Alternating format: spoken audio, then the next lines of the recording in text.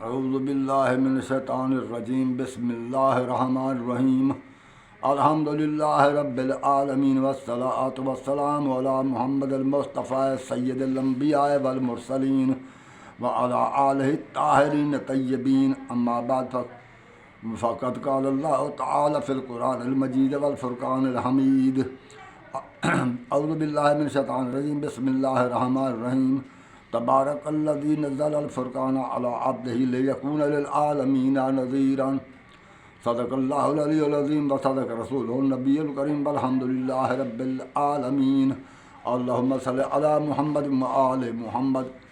السلام علیکم حضرات ناظرین، اللہ آپ کو ہمیشہ خوش رکھے، اللہ کی رحمت و برکت و سلامتی ہو آپ پر۔ میں امید کرتا ہوں کہ اللہ کی رحمت سے آپ بالکل ٹھیک ہوں گے، خوش و خرم ہوں گے، اور میں ابن الخیر سید البخش تسنیم آپ کی خدمت میں حاضر ہوں۔ اور آج 27 نومبر 2024 ہے، تو میں اپنے چینل تفہیمات الحکمت سے آپ کی خدمت میں عرض گزار ہوں۔ گزارش یہ ہے میرے عزیز، یہ اللہ رب العزت نے قرآن مجید میں فرمایا ہے، میں نے آپ کے سامنے ایک آیت پڑھی ہے، یہ سورۃ فرقان کی پہلی آیت ہے کہ اللہ فرمایا کہ تبارک الذی نزل الفرقان علی عبدہ لیکون للعالمین نذیرا۔ برکت والی ہے وہ پاک ذات جس نے اپنے بندے پر کتاب فرقان نازل فرمائی۔ اس قرآن مجید کو اللہ نے کتاب فرقان فرمایا ہے۔ فرقان کے معنی ہیں فرق کرنے والی، یعنی حق و باطل میں فرق کرنے والی، یعنی سچ اور جھوٹ میں فرق کرنے والی، یعنی غلط اور صحیح میں فرق کرنے والی۔ جو اس کتاب کو پڑھے اور اس کے اندراجات پر یقین رکھے تو اسے حق و باطل کا آسانی سے پتہ چل جاتا ہے۔ میں جب سے آپ کی خدمت میں حاضر ہوا ہوں، میں اپنے ناظرین سے یہی التماس کر رہا ہوں کہ مہربانی کریں کہ صرف قرآن کی طرف آئیں، آؤ نا قرآن کی طرف۔ یہ جو کتابیں ہیں، ان کتابوں نے گمراہ کر دیا ہے۔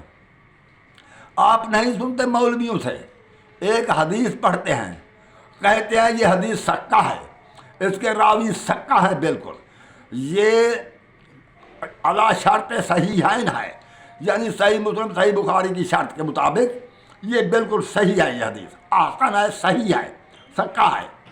مگر ایک دوسری حدیث پڑھتے ہیں، اس کے برعکس کہتے ہیں یہ بھی سکہ ہے۔ دو برعکس چیزیں دونوں سچ کیسے ہو سکتی ہیں؟ یہ آپ سوچیں۔ اللہ نے آپ کو عقل دی ہے، اندھی عقیدت میں مبتلا نہ ہو جائیں۔ ہم نے جس چیز پر عقیدت رکھنا ہے، جس چیز کو ہم نے صحیح سمجھنا ہے، حق سمجھنا ہے، پہلی ذات وہ اللہ کی ذات پاک ہے۔ جو اللہ فرمائے گا وہ سچ ہے، ہمارا رسول جو فرمائیں گے وہ فرمائیں گے، جو کچھ وہ قرآن میں فرمائیں گے۔ کیونکہ جو کچھ رسول کریم نے حدیث ہیں، جو رسول کریم کی جو حدیث ہو رسول کریم کی، وہ بھی سچ ہے۔ میں حدیث سے انکار نہیں کرتا، مگر ایک بات میری سننے، خدا کے لیے میں یہ کہتا ہوں کہ جو حدیث ہے اس حدیث کی پرکھ کا ذریعہ قرآن ہے۔ کیونکہ سورۃ النجم میں اللہ نے فرمایا وما ینطق عن الہویٰ ان ہو الا وحی یوحیٰ، کہ یہ میرا محبوب اپنی مرضی سے بات نہیں کرتا، یہ وہی کچھ فرماتے ہیں جو اس کی طرف وحی کی جاتی ہے، تو وہی یہ قرآن ہے۔ تو رسول کریم کسی آیت کی تشریح کے لیے جو کچھ فرمایا اس کو حدیث کہتے ہیں۔ آیت کے بغیر رسول کریم نے کچھ نہیں فرمایا۔ تو جو حدیث دیکھیں ان کو علم الرجال کی کتابوں میں نہ دیکھیں۔ مجھے بہت سال سے زیادہ اوپر ہو رہا ہے، میں بار بار آپ سے یہ عرض کرتا ہوں کہ آؤ قرآن کی طرف، حدیث کی مطابقت کرو قرآن سے۔ اگر قرآن سے مطابقت ہو جائے تو حدیث صحیح ہے، اگر قرآن سے مطابقت نہ ہو تو جیسے سکہ ہو راوی چھوڑو، کوئی سکہ نہیں ہے، ہمارے سکے نہیں ہیں وہ، بس چھوڑو ان کو۔ تو پھر وہ کیا کریں؟ قرآن سے ملے تو ٹھیک ہے، نہ ملے اس حدیث کو مسترد کریں، تو حدیث نہ سمجھے۔ رسول کریم نے قرآن سے باہر کچھ نہیں فرمایا، اس بات پر یقین کرو۔ اور اللہ نے قرآن مجید میں کمی بھی نہیں ہے، اللہ نے یہ فرما دیا ہے کہ سورۃ النحل کی آیت نمبر 99 میں کہ وَنَزَّلْنَا عَلَيْكَ الْكِتَابَ تِبْيَانًا لِكُلِّ شَيْءٍ، ہم نے رسول تو پر وہ کتاب اتاری ہے جس میں ہر شے کا بیان ہے، ہر شے کا بیان ہے۔ ہم نے وَنَزَّلْنَا عَلَيْكَ الْكِتَابَ تِبْيَانًا لِكُلِّ شَيْءٍ وَهُدًى وَرَحْمَةً وَبُشْرَىٰ لِلْمُسْلِمِينَ، اس میں ہدایت بھی ہے، رحمت ہے، اور فرما برداروں کے لیے خوشخبری بھی ہے۔ تو یہ آیت نمبر 99 سورۃ النحل، جب اللہ علی العظیم فرما رہے ہیں کہ میں نے رسول تو پر وہ کتاب اتاری جس میں ہر چیز کا بیان ہے، تو من اصدق من اللہ حدیثا، اللہ سے بڑھ کر اور کون سچا ہے بات میں؟ جب اس نے فرما دیا اس میں ہر چیز ہے، تو ہمارے مولوی کو تو نماز نہیں ملتی۔ خود سوچو یہ نماز کیوں نہیں ملتی؟ جو نماز اس مولوی نے بنائی ہوئی ہے وہ قرآن میں نہیں ہے، وہ قرآن میں جب ہے ہی نہیں، جو مولوی نماز میں پڑھتا ہے وہ قرآن میں نہیں ہے۔ جب قرآن سے نماز ہے ہی نہیں تو اللہ قبول کیوں کرے گا؟ تو اللہ نے، اور پھر مولوی صاحب کہتے ہیں جی ہاتھ نیچے ناف کے نیچے باندھو یا اوپر باندھو یا سینے پر ہاتھ باندھو یا کھول دو، ہر صورت نماز ہو جاتی ہے۔ یہ تمہیں ایسے انہوں نے تسلی دی ہوئی ہے، ہر صورت میں اگر نماز ہو جائے، میں پیچھے ہاتھ باندھ لوں نماز ہو جائے گی، تو پھر کہیں گے یہ نہیں ہو سکتی۔ کیوں نہیں ہو سکتی؟ تمہارے 4 طریقوں سے نماز ہو سکتی ہے، میں نے ایک 5واں طریقہ بنا لیا، تو پھر کیوں نہیں ہو سکتی؟ او بھائی دیکھیں نا، نماز ایک طریقے سے ہو سکتی ہے جس طرح رسول اللہ نے فرمایا، جس طرح رسول کریم نے پڑھ کر دکھایا وہ نماز ہے۔ اور پھر حدیث بنا دیتے ہیں۔ لوگوں نے پوچھا، صحابہ نے پوچھا کہ یا رسول اللہ آپ نے یہ فرمایا ہے تارکو امت ثلاثۃ سبعین فرقۃ کلہم فی النار الا واحدہ، کہ میری امت کے 73 فرقہ بنے گے، سب جہنم میں جائیں گے سوائے ایک کے۔ تو وہ کون سا فرقہ ہوگا جو جنت میں جائے گا؟ رسول کریم نے فرمایا وما انا علیہ واصحابی، جس پر میں ہوں اور میرے صحابہ۔ اس طریقے سے کس طرح سوچ سکتے ہو کہ کون سا فرقہ صحیح ہے؟ وہ صحابہ کے فرقے پر تو وہ بھی ہے نا جو سینے پر ہاتھ باندھے کھڑے ہیں، وہ بھی تو صحابہ، وہ بھی کہتے ہیں ہم صحابہ کے پیروکار ہیں۔ جنہوں نے ناف پر ہاتھ باندھے وہ بھی کہتے ہیں ہم صحابہ کے پیروکار ہیں۔ جنہوں نے ناف کے نیچے ہاتھ باندھے وہ بھی کہتے ہیں ہم صحابہ کے پیروکار ہیں۔ تو پھر آپ صحابہ سے کس طرح دین لیں گے؟ یہ ایک موضوع، یہ من گھڑت حدیث ہے، من گھڑت بنا لی۔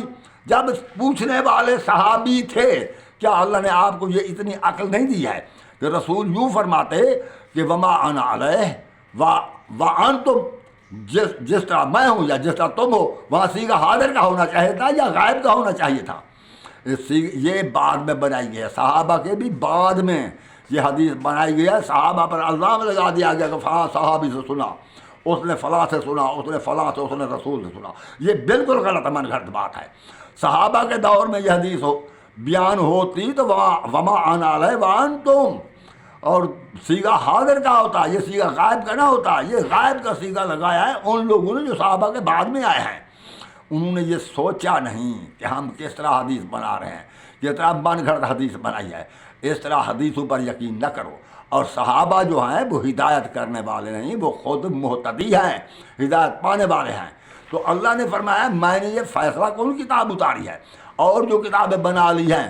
یہ سورۃ بقرہ کی آیت نمبر 79 میں اللہ نے فرما دیا فویل للذین یکتبون الکتاب بایدیہم ثم یقولون ھذا من عند اللہ، ہلاکت ہے ان لوگوں کے لیے جو کتاب کو لکھتے ہیں کتاب اپنے ہاتھ سے اور کہتے ہیں یہ اللہ کی طرف سے ہے۔ یہ حدیث کی کتاب انہوں نے خود لکھ لی ہے۔ اب اگر کوئی کہے کہ میں اس حدیث پر یقین نہیں کرتا، کہتے ہیں تو کافر ہے، کیونکہ تو رسول کے فرمان پر یقین نہیں کرتا۔ بھئی وہ رسول کا فرمان نہ ہو تو یقین کیسے کریں؟ تو اب جو میں بات شروع کرنے والا ہوں وہ یہ ہے کہ اللہ کی ہر بات کا کوئی مقصد لینا چاہیے۔ یہ نہیں ہے قرآن مجید ایسا منتر نہیں کہ بس پڑھتے جائیں اور جنت میں چلے جائیں گے، پڑھتے ہوئے قرآن جنت میں چلے جائیں گے، شبینے پڑھتے ہوئے جنت میں جائیں گے۔ یہ نہیں ہے بھائی۔ قرآن مجید ایک ایسا راستہ دکھاتا ہے ہمیں ایک ایسا نظام دیتا ہے جس نظام پر چل کر، جس راستے پر چل کر ہم جنت حاصل کر سکتے ہیں، اور ہماری دنیا بھی صحیح ہو جائے گی، ہم دنیا میں بھی سکون اور عزت کی زندگی گزاریں گے، اور آخرت بھی ہمیں مل جائے گی۔ وہ قرآن کو سمجھنے، قرآن پر عمل کرنے سے ہوگا، ایسے پڑھنے سے نہیں، ایسے شبینہ پڑھنا، ایسے تراویح میں پڑھنا، ایسے حوصلے قرأت کے مقابلے کرنے، اور یہ کہ زبر زیر کی غلطی نہ ہو۔ اور یہ تو مولویوں کے یار بنائے ہوئے خواہ مخواہ کے ایک ایسے اصول ہیں. ان مولوی کا اصل مقصد یہ ہے کہ وہ شخص جو مولوی نہیں کہلاتا وہ ہمارے سامنے کوئی آیت نہ پڑھے، کیونکہ مولوی کو پتہ ہے اگر کسی نے آیت پڑھی تو ہم لاجواب ہو جائیں گے. بھئی آپ نے بی اے تو کر لیا، ڈاکٹریٹ کر لی، آپ ماسٹر ڈگری کر لی، مگر آپ نے یہ تو کر لیا. تو میں یہ ٹھیک ہے سمجھتا ہوں کہ آپ نے عربی نہیں پڑھی، آپ نے حدیث کا مطالعہ نہیں کیا، آپ نے قرآن مجید کا ترجمہ نہیں پڑھا، تو خیر ہے. تو بہرحال سوچیں تو صحیح، عقل تو اپنی بیدار رکھیں. کیونکہ مولوی کیوں ایسے ہر بات پہ ہمیں جو خراب کر رہا ہے. سوچنا چاہیے. تو آپ کا ترجمہ بھی پڑھنا چاہیے، قرآن پر غور کرنا چاہیے. سورۃ آل عمران کی آیت نمبر 42 ہے. اللہ فرما رہے ہیں وَإِذْ قَالَتِ الْمَلَائِكَةُ يَا مَرْيَمُ إِنَّ اللَّهَ اصْطَفَاكِ وَطَهَّرَكِ وَاصْطَفَاكِ عَلَىٰ نِسَاءِ الْعَالَمِينَ. اے مریم، اللہ نے تجھے ان اللہ اصطفیٰ، اللہ نے تجھے چن لیا ہے. اب یہ ہے کہ اللہ نے چن تو لیا ہے، کس بات کے لیے چن لیا؟ یہ تو سوچے ذرا. اللہ نے اب چن لیا مریم کو، بی بی مریم کو اللہ نے چن لیا. کس بات کے لیے چن لیا؟ کس بات کے لیے چن لیا؟ ہمیں اس بات پر غور کرنا چاہیے کہ اللہ نے حضرت مریم کو کس بات کے لیے چن لیا، کس کام کے لیے چن لیا. بی بی مبلغ تو نہ تھی، اب مستور تھی، اس نے کیا تبلیغ کرنا تھی؟ تو پھر مردوں کیا ایک پردہ دار اور تبلیغ کر سکتی ہے؟ نہیں کر سکتی. تو پھر اللہ نے کیا چن لیا؟ اسے چنا کس لیے ہے؟ اس بات پر ذرا غور کریں، سوچیں. چن لیا، اللہ نے چن لیا. یا مریم وہ ان اللہ اصطفاک، اے مریم اللہ نے تجھے چن لیا. وطہرک، اور تجھے پاک کیا ہے. واصطفاک علی نساء العالمین، کائنات کی عورتوں میں سے تجھے چن لیا. اب جب کہ اللہ نے کائنات کی عورتوں میں سے بی بی مریم کو چن لیا، تو میں کہہ سکتا ہوں کہ یہ فاطل مائی جو ہے یا نورا مائی یہ مریم سے افضل ہے؟ میں کہہ سکتا ہوں. اللہ نے تو اسے افضل فضیلت دی ہے. وہ کیا فضیلت ہے؟ وطہرا کے، تجھے پاک کیا ہے. جس کو اللہ پاک کرتا ہے، جس کی پاکیزگی طہارت کا اللہ اعلان کرتا ہے، اسے کائنات سے اللہ کا مقصد یہ ہے کہ مریم، فرشتہ یہی بات کہہ رہا ہے کہ مریم، اللہ نے اس عالمین، اس وقت جو مریم کے دور میں جتنی عورتیں دنیا میں تھیں، دنیا کی تمام عورتوں میں اللہ نے تجھے چن لیا ہے. چن لیا کیا کیا ہے؟ پاک کیا ہے، پاک و طاہر بنایا ہے تجھے، اور پوری کائنات میں سے تجھے چن لیا ہے. جب حضرت مریم پوری کائنات سے چنی ہوئی ہے تو ہم کیسے کہہ سکتے ہیں کہ فلاں عورت مریم سے افضل تھی؟ کہہ سکتے ہیں؟ اگر ہم کہیں کہ فلاں عورت مریم سے افضل تھی تو ہم انکار قرآن کریں گے. اللہ فرما رہے ہیں میں نے مریم کو چن لیا، میں نے عزت بخشیا ہے مریم کو، میں نے طہارت بخشیا ہے مریم کو، اور میں نے مریم کو پاک و طاہر بنایا ہے. کس چیز سے پاک بنایا ہے؟ پاک تو میں بھی ہو جاتا ہوں جب میں نہا لیتا ہوں، وہ اچھے کیپری صابن سے نہا لیتا ہوں، پاک تو ہو جاتا ہوں. تو اللہ نے آخر مریم کو چن لیا ہے. کیا چن لیا ہے؟ ذرا اس بات پر غور تو کریں یار، خدا کے لیے ہو میرے بھائیو، غور کرو. اللہ نے مریم کو چن لیا ہے کس بات کے لیے؟ اسے پاک کیا ہے. پاک کرنے کا مقصد یہ ہوتا ہے کہ ہر غلطی سے پاک ہے. اس بی بی سے غلطی نہیں ہو سکتی، اس بی بی سے کوئی جرم و گناہ نہیں ہو سکتا. اگر میں پھر کہوں کہ بی بی مریم سے ایک غلطی ہو گئی، اگر میں کہوں بی بی مریم سے غلطی ہو گئی، کیا ہوگا؟ یہ انکار قرآن ہوگا، یہ قرآن سے انکار ہوگا. بی بی مریم سے غلطی نہیں ہوئی، مگر مجھ سے یہ غلطی کہ میں جب انکار قرآن کروں گا تو میں تو جہنم میں جاؤں گا. بی بی مریم کو غلطی پر کہہ کر میں جہنم چلا جاؤں گا، کیونکہ اللہ فرمائے گا میں نے تو فرما دیا تھا کہ وَإِذْ قَالَتِ الْمَلَائِكَةُ يَا مَرْيَمُ إِنَّ اللَّهَ اصْطَفَاكِ وَطَهَّرَكِ وَاصْطَفَاكِ عَلَىٰ نِسَاءِ الْعَالَمِينَ، کہ مریم تجھے اللہ نے چن لیا ہے، تجھے پاک و طاہر بنایا ہے، تجھے کائنات کی عورتوں سے چن لیا ہے، اور تم نے کہا مریم سے غلطی ہوگی، تم نے میرے فرمان پر یقین نہیں کیا. میری بات سمجھے؟ یا میں یہ کہہ سکتا ہوں فلاں مریم پر جس نے بہتان لگایا وہ بھی حق پر تھا، اور جس نے مریم کی تطہیر بیان کی کہ یہ پاک و طاہر بے قصور ہے وہ بھی حق پر تھا. یہ ہو سکتا ہے؟ یہ دونوں باتیں ایک دوسرے کے برعکس دونوں باتیں ہو سکتی ہیں؟ او بھائی ایسا نہیں ہو سکتا. میں تمہیں یہی عرض کرنا چاہتا ہوں، اگر قرآن کی طرف آئیں یہ فرق کرنے والی کتاب ہے. جو قرآن میں پڑھے، جو قرآن فرما دے اس پر یقین کرنا ہوتا ہے. تو یہ قرآن یہی فرما رہا ہے کہ یہ مریم پاک ہے، طاہرہ ہے، اور یہ کائنات کی عورتوں میں سے چنی ہوئی ہے.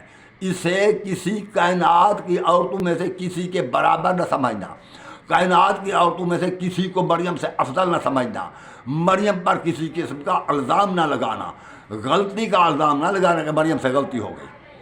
اور اسی طرح جس طرح تم یہ یقین کر سکتے ہو. اور مریم کے متعلق کیا کہتے ہیں؟ جب ہم کہیں مریم کون؟ مریم بنت عمران سلام اللہ علیہ، حضرت مریم صلوات اللہ و سلام اللہ علیہ کہتے ہو نا. کیوں کہتے ہو حضرت مریم صلوات اللہ و سلام اللہ علیہ؟ مریم پر اللہ کا درود سلام ہو، کیوں کہتے ہو؟ اس لیے کہتے ہیں کہ اللہ نے اسے قرآن مجید میں پاک و طاہر فرمایا ہے. کیونکہ جو پاک ہوتے ہیں ان پر درود ہوتا ہے، جو پاک ہوتے ہیں ان پر سلام ہوتا ہے. ان کے لیے یہ نہیں کہا جاتا رضی اللہ تعالی عنہ. کیا میں کہہ دوں حضرت بی بی مریم رضی اللہ تعالی عنہ، آپ مجھے صحیح سمجھیں گے؟ صحیح نہیں سمجھیں گے. کیوں؟ یہ کہیں گے کہ مریم کا، اللہ نے مریم کی طہارت کا بیان کیا ہے قرآن میں، تو اسے رضی اللہ کہہ رہا ہے. جو تجھ پر فرض تھا اس پر درود پڑھو. وہ میرے بھائی جب نماز پڑھتے ہیں تو ہم نماز میں کیا کرتے ہیں؟ درود پڑھتے ہیں. اللہم صلی علی محمد و علی آل محمد کما صلیت علی ابراہیم و علی آل ابراہیم انک حمید مجید. یہی درود پڑھتے ہیں نا. جب یہ درود پڑھتے ہیں آل محمد پر، درود پڑھتے ہیں آل محمد پر، پھر کہتے ہیں حضرت امام حسین رضی اللہ تعالیٰ عنہ. میرے بھائی، میرے سامعین، میرے ناظرین، اگر آپ کو اندھی عقیدت مولوی سے ہے کہ مولوی کو نہیں چھوڑنا چاہے جہنم میں چلے جائیں، تو پھر آپ کی مرضی ہے. ورنہ میں آپ کو سمجھا رہا ہوں کہ یہ اہل بیت ہیں. اگر مریم کو متعلق اللہ نے فرمایا بطہرہ، ایک بار فرمایا بطہرہ کے، اور اہل بیت رسول کے بارے، اہل بیت رسول کے بارے فرمایا کہ انما یرید اللہ لیذھب عنکم الرجس اہل البیت ویطہرکم تطہیرا. اللہ نے یہ ارادہ کیا ہوا ہے، انما یرید اللہ لیذھب، کہ دور رکھے عنکم الرجس، تم سے برائی کو، ہر قسم کی برائی کو، ہر قسم کے گناہ کو اے اہل بیت تم سے دور رکھے. وَيُطَهِّرُكُمْ اہل البیت، اے اہل بیت، وَيُطَهِّرُكُمْ تطہیرا، اور تمہیں ایسا پاک رکھے جیسا پاک رکھنے کا حق ہے. یہ جیسا پاک رکھنے کا حق ہے تجھے ایسا پاک رکھے. ایسا ہی پاک رکھا جاتا ہے کہ آپ کہتے ہیں کہ حضرت بی بی فضلہ سے غلطی ہوئی، فتح مانگا. کبھی آپ کہتے ہیں کہ بی بی تو اس لیے گئی تھی کہ دیکھے فتح کا انتظام صحیح ہو رہا ہے. کیوں؟ بی بی نے بخشا تھا، بی بی نے فتح دیا تھا حضرت ابو بکر کو، کہ وہ گئی تھی معلوم کرنے کے لیے کہ میرے فتح کو یہ خراب تو نہیں کر رہا، کہیں ضائع تو نہیں کر رہا، کہ انتظام صحیح ہو رہا ہے یا نہیں ہے. جب تھا بیت المال، جب وہ جو حکومت پر آنا تھا بیت المال تو اسی نے چلانا تھا. تو بی بی کو، اگر بی بی نے کوئی تحقیق کرنا تھی، پوری حکومت کی تحقیق کرتی کہ ہاں بھئی یہ جزیہ ٹیکس جو آ رہا ہے یہ کس طرح خرچ ہو رہا ہے، مال غنیمت کس طرح خرچ ہو رہا ہے، فتح کس طرح خرچ ہو رہا ہے، خیبر کا بچا ہوا سونا کس طرح خرچ ہو رہا ہے، اور ہر چیز کے متعلق پوچھتی، کہ صرف فتح کے بارے پوچھتی. تمہیں مولوی صاحب نے گمراہ کیا ہوا ہے. اور بھائی یہ مولوی گمراہ کرنے والے ہیں. یہ صرف ان کو مولوی یہ ضرور سوچتا ہے کہ بی بی فاطمہ دختر رسول، جس کے متعلق رسول کریم نے فرمایا الفاطمہ تو بضعۃ منی، فاطمہ میرا ٹکڑا ہے، میرا جز ہے. اسے ہم کیسے کہیں کہ یہ جھوٹ بولی، اسے علم نہ تھا، اس لیے اسے بھی جھوٹا نہیں کہہ سکتے، اسے لا علم بھی نہیں کہہ سکتے. تو پھر کیا کیا؟ حضرت ابو بکر کو بھی اللہ علم یا غلط نہیں کہہ سکتے. پھر کیا کیا؟ پھر کہا کہ وہ تو معلوم کرنے گئی تھی. جب حضرت ابو بکر نے اس کو حساب کتاب سارا دیا، اس نے پورے کھاتے چیک کیے، بس اس کے بعد بی بی راضی ہو کر آ کر بیٹھ گئی. بی بی، یہ کہیں روایت میں نہیں ہے کہ بی بی راضی ہوئی، یہ روایت میں نہیں ہے. اور بی بی کو قرآن فرما رہے پاک و طاہرہ ہے. اس کا مطلب کیا تھا؟ اس کا واسطہ کیا تھا؟ وہ وہاں فتح کی چیکنگ کرنے کے لیے گئی تھی. کیا باقی حکومت ساری جو تھی وہ ان کا ذمہ تھی؟ فتح بی بی کا ذمہ تھا کہ اس کا خاص خیال رکھنا. کسی نے ذمہ لگایا تھا بی بی کا؟ بھائی یہ غلط بات ہے. وہاں بی بی پہنچی، اگر بی بی کے مقابلے اب کیا کہہ سکتے ہیں؟ قرآن تو فرق کرنے والی کتاب ہے. قرآن نے فرما دیا بی بی پاک و طاہر ہے. آپ کیا سوچیں گے؟ اب جو بی بی کو غلط کہے وہ کیا ہوگا؟ آپ سوچیں. میں کیا کہوں؟ جو بیوی کو غلط کہے تو بھول گئی، تو یہ مسئلہ نہ جانتی تھی، وہ کیا ہوگا؟ قرآن تو فرما رہے یہ پاک ہوتا ہے، قرآن نے یہ گارنٹی کیوں دی ہے سمار۔ اور کبھی کبھی ہمارا مولوی کہتا ہے ہاں یہ حضرت علی سے بڑی غلطی ہوئی، یہ فلاں آدمی کو جلا دیا۔ اگر حضرت علی ہزاروں کو جلا دے اس سے غلطی نہیں ہو سکتی، کیونکہ وہ اسی بات کے مستحق سمجھے جائیں گے، کیونکہ جب رسول کہیں تو غلطی نہیں ہو سکتی، جس کو رسول قتل کر دے غلطی نہیں ہو سکتی۔ ہم کہہ سکتے ہیں کہ رسول نے فلاں کو قتل کر دیا تو رسول سے غلطی ہوگی، نعوذ باللہ من ذالک، استغفر اللہ ربی واتوب الیہ، کیسے کہہ سکتے ہیں ہم کہ رسول سے غلطی ہوئی؟ کیونکہ رسول وہ پاک ہوتا ہے، ہمارا ہادی ہے، تو اس لیے ہم اگر اس کی ہر بات کی اس کی اتباع کرنا ہے، ہم نے جس جرم میں قتل کیا ہے رسول نے، ہم بھی ویسے جرم میں کوئی ہوگا تو ہم بھی اسے قتل کریں گے۔ ہم نے اتباع رسول کرنا ہے، ہم نے رسول کی اصلاح نہیں کرنا، ہم نے رسول پر اعتراض نہیں کرنا، ہم نے اتباع کرنی ہے رسول کریم کی۔ تو اسی طرح اہل بیت جو طاہر ہوتا، اب جب اہل بیت یہ آیت اتری، کیا رسول کریم کہیں باہر تھے؟ اور رسول کریم بھی اسی چادر میں تھے جس چادر میں علی تھے، جس چادر میں حضرت فندارہ تھی، جس چادر میں حسنین تھے، جس چادر میں حسن و حسین تھے صلوات والسلام علیہم، وہ حضور بھی رسول کریم بھی اسی چادر میں تھے۔ ایک ہی چادر میں 5 بیٹھنے کا مقصد کیا تھا؟ کیا اللہ رسول کا کوئی فضول کام ہوتا ہے؟ مقصد یہی تھا کہ جو کچھ یہ ہیں وہی کچھ میں ہوں، جو کچھ میں ہوں یہی کچھ وہ ہیں۔ یعنی وہ پیغمبر نہ تھے۔ ہو سکتا ہے مجھ پر مولوی فتویٰ، بعض کا فتویٰ دڑ ہو جائے، دڑئی ہو جائے فتویٰ کہ یہ کافر ہو گیا، یہ علی کو رسول کے برابر سمجھتا۔ میں برابر تو نہیں سمجھ رہا، جو کچھ کا مقصد یہ ہے، جس طرح انسان کی ایک نوع ہوتی ہے، انسان جنس حیوان سے ہے، جنس انسان کیا ہے؟ حیوان۔ ہم بھی ایک قسم کے حیوان ہیں، جو حیوان میں صفات ہے، یہ فلسفے کی روح ہے، مگر انسان کی نوع حیوانات سے الگ ہے، نوع الگ ہے، جنس حیوان ہے، نوع الگ ہے۔ تو رسول کریم ساتھ بیٹھ کر یہی فرما رہے تھے کہ ہماری نوع ایک ہے، مرتبہ ایک نہیں۔ اب میری بات سمجھے، مرتبہ ایک نہیں، کیوں نہیں؟ اس لیے کہ اس رسول حضرت رسول کریم صلی اللہ علیہ وآلہ وسلم استاد ہے، یہ شاگرد ہے، مرتبہ ایک نہیں۔ وہ ہادی ہے، یہ رسول کے مہتدی ہے، باقیوں کے ہادی ہے۔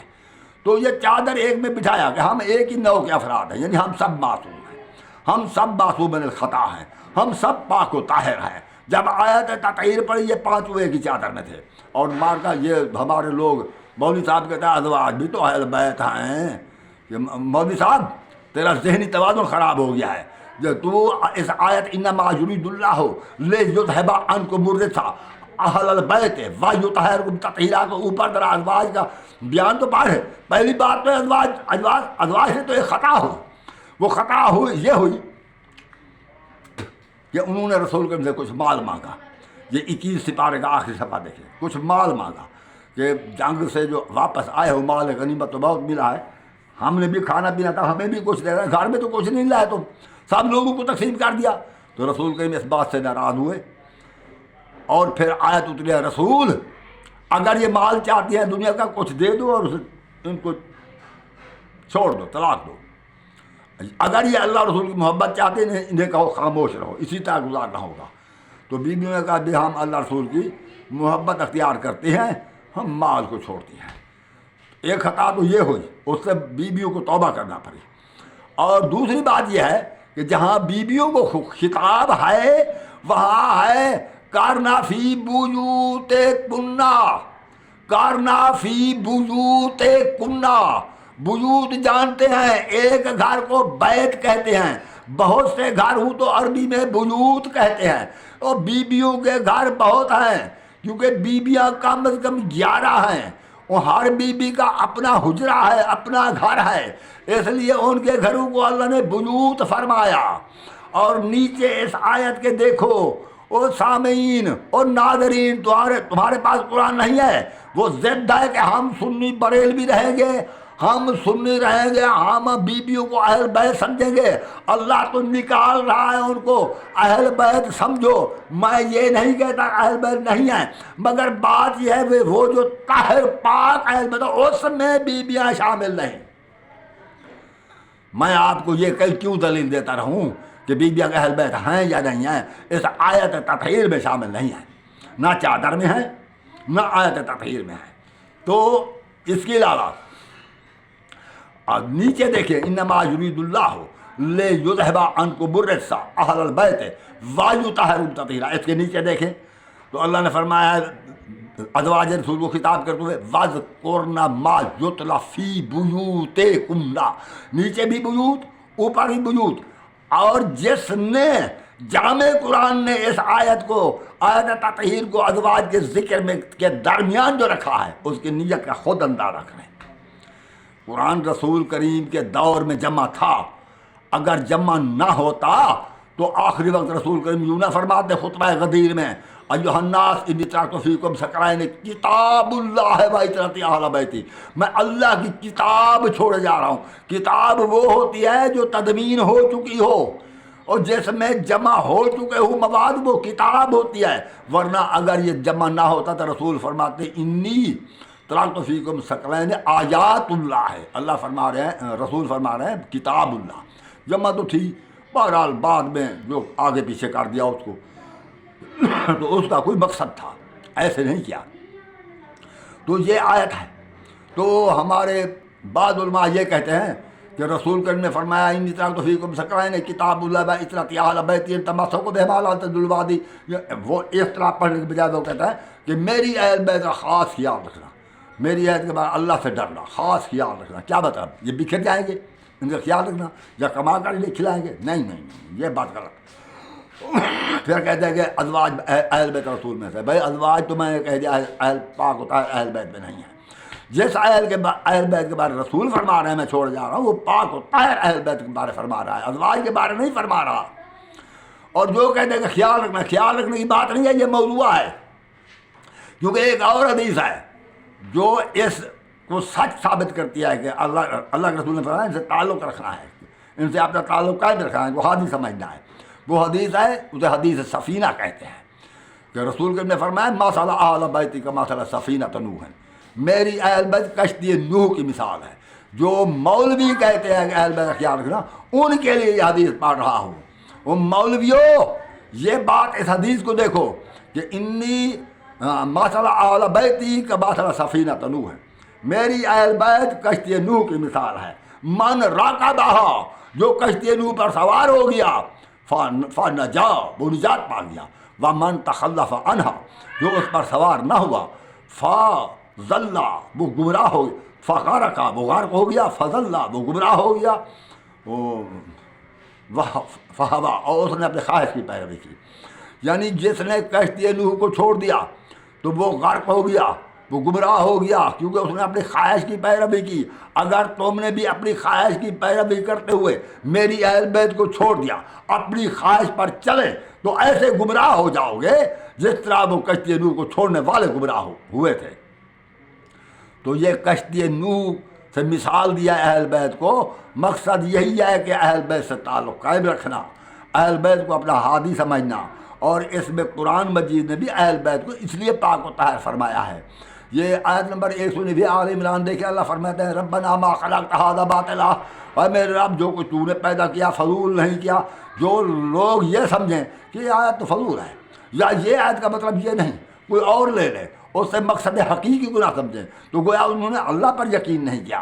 اللہ فرما رہے ہیں کہ میں نے اہل بیت کو پاک و طاہر بنایا، یہ ایسے اہل بیت کے قصیدے نہیں پڑھ رہے، اللہ ہمیں آگاہ فرما رہے ہیں کہ اہل بیت پاک ہے، ان اہل بیت پاک ہے،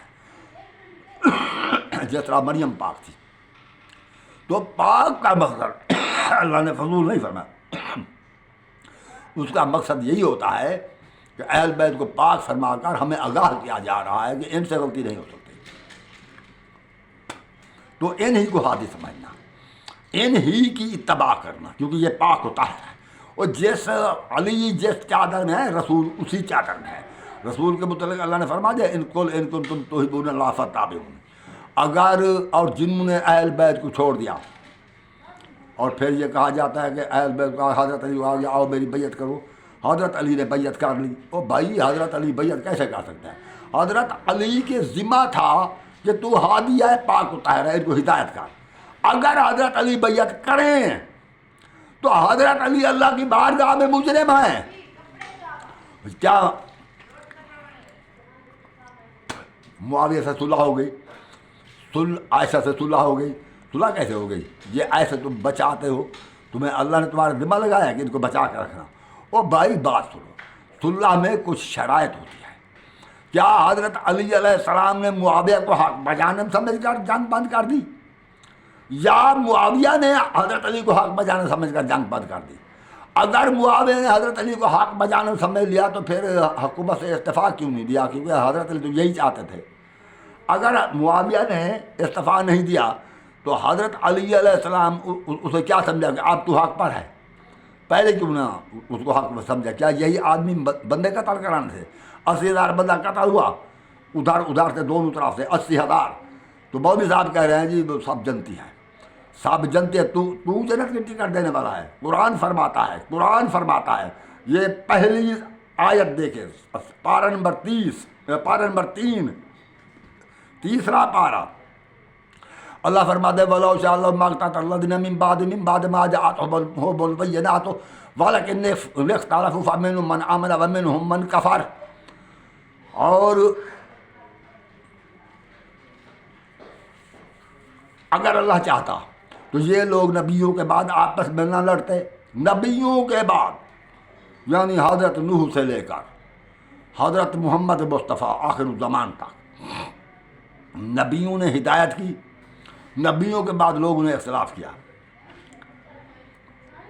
اللہ چاہتا تو نہ لڑتے، یعنی اللہ اپنی قدرت سے ان کو لڑنے سے بچا سکتا تھا، مگر اللہ نے فرمایا ہم نے احکامات دے دیے ہیں، اب جو ہمارے احکام پر عمل کرے گا تو ہم جنت دیں گے، جو ہمارے احکام کو چھوڑے گا اور حق والوں سے لڑے گا جہنم بھیجیں گے.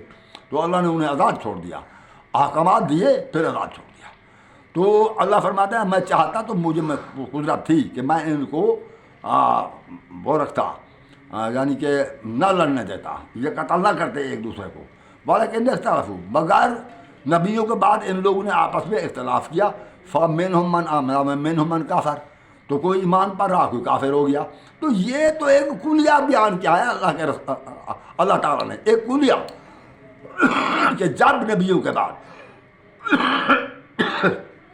دین کے معاملے میں مسلمان آپس میں اختلاف کریں، کسی نبی کی امت آپس میں اختلاف کرے، تو ایک گروہ ایمان پر ہوگا ایک کفر پر. تم کیسے کہہ سکتے؟ دونوں حق پر تھے، دونوں حق پر تھے. یہ کیسے رٹ لگا رکھی ہے؟ اور پھر ایک ایمان پر ایک کفر پر. تو کیا جو ایمان پر تھا اور جو کفر پر تھا، تو کیا ان کی کس بات پر صلح ہوئی؟ کوئی صلح نہیں ہوئی. بس ایک دھوکے سے جنگ بند کی گئی، جنگ بند ہو گئی، 80,000 بندہ قتل ہو گیا. تو دونوں حق پر رہے. جو حق پر تھا اس کے ساتھ جو شہید ہوئے وہ شہید ہیں، اور جو باطل پر تھا کفر پر اس کی حمایت میں جو قتل ہوئے وہ باطل پر قتل ہوئے، وہ حق پر نہیں ہوئے. یہ نہیں کہ 80,000 آدمی قتل ہو گئے اور یہ مولوی صاحب دونوں جنتی ہیں. دونوں کیسے جنتی ہیں؟ جو باطل پر تھا وہ بھی جنتی، جو حق پر تھا وہ بھی جنتی.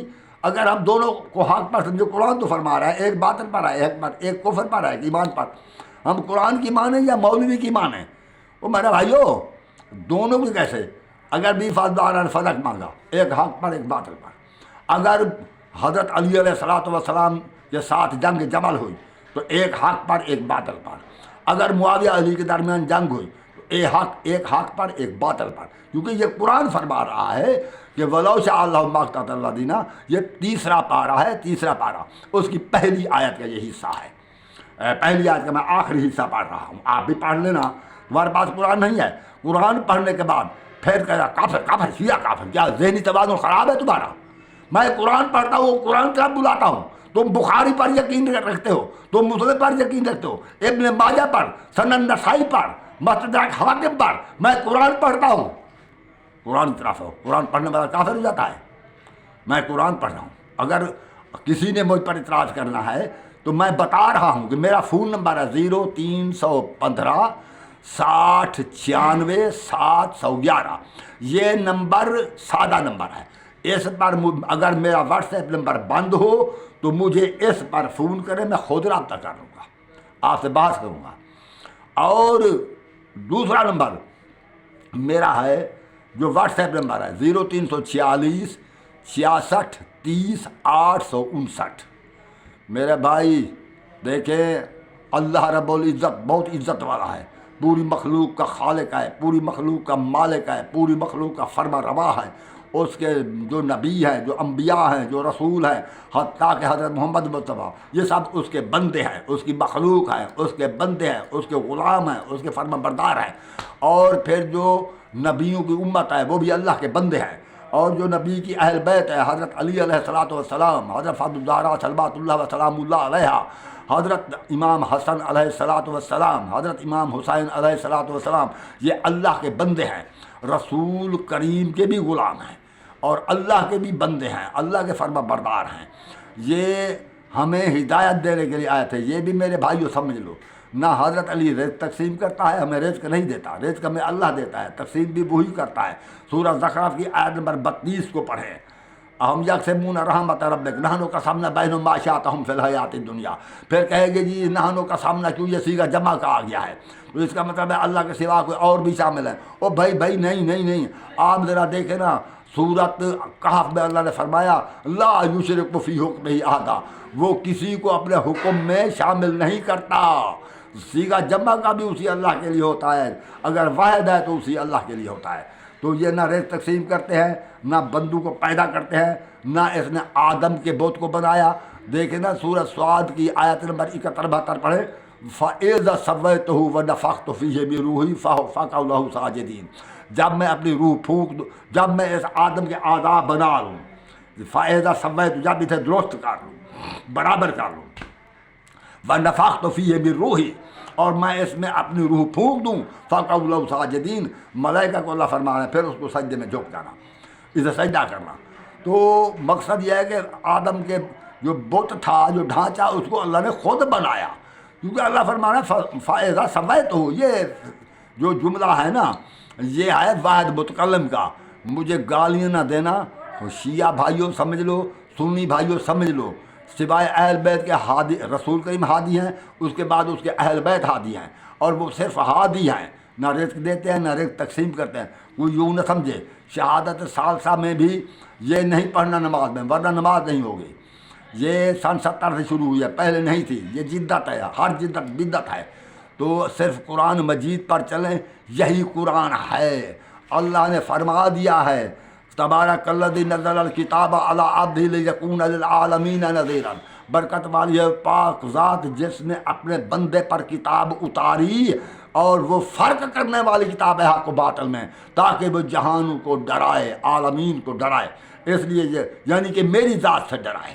تو اس لیے اللہ نے کتاب نازل فرمائی۔ تو مہربانی کر کے اس قرآن کو پڑھنے اور سمجھنے کی کوشش کریں، بخاریوں کو چھوڑیں۔ ہم آپ کو 110 درجے پر بخار چڑھا ہوا ہے، اس کو چھوڑیں۔